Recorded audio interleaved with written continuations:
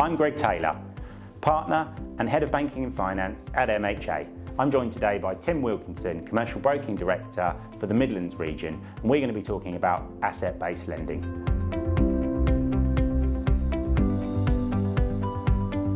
There are more asset-based, I'll also add this little phrase in there as well, asset-backed lenders. So when we hear ABL, let's not automatically assume that it's asset-based lending. It can quite often just be asset-backed. Whereas what we've seen over the years is the rise of some of those challenger asset-based lenders. And what's the difference here is that the asset-based lender will look a little bit more beyond the asset base of the business, and those assets are typically property, plant, machinery, receivables, i.e. the invoices or the applications for payment if it's in a contracting environment, and stock, what that looks like, and what an asset-based lender might well do is go, we really like the cash generation of the business, we really like the management team, and we'll go a little bit more. We'll do a term loan, a cash flow piece, as it may more commonly be known. That could be under the RLS scheme or the growth guarantee scheme, which it will probably soon become.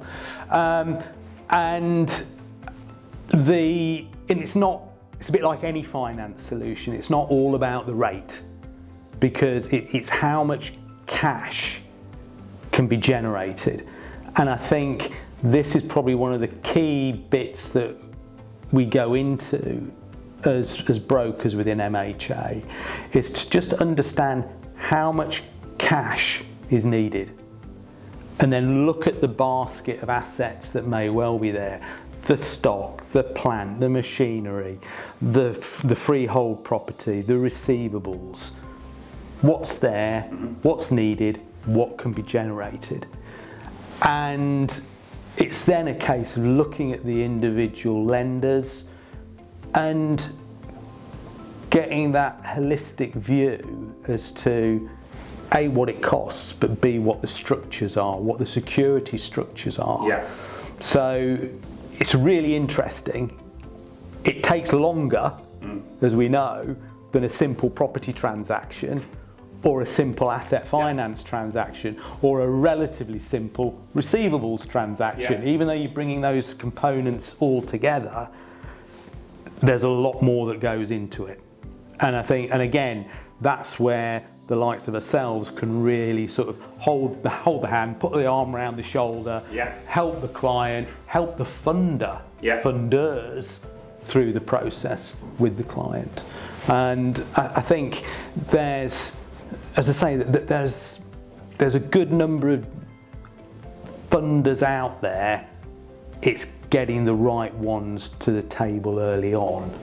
And that's about relationship with the client as well, because obviously with an ABL lender, they're more day-to-day with the client than a property transaction. Absolutely. Where you just buy a commodity. And that's a really good point. And I think it's something that I see numerous times in a asset-based or asset-backed lending proposition.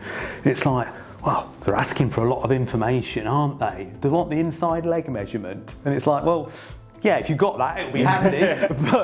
But the reality is that it is more of a relationship. It is the bank manager of old from way back then, because you're not just getting an overdraft, you're getting a working capital solution for the business using numerous asset classes.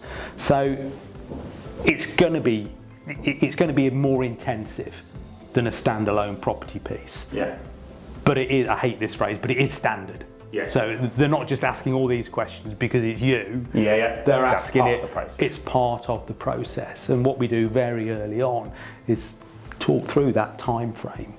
You know, if a business needs cash within a couple of weeks, then yes, an asset-based lending proposition might be the right way to go, but it's going to take more than a couple of weeks to do it.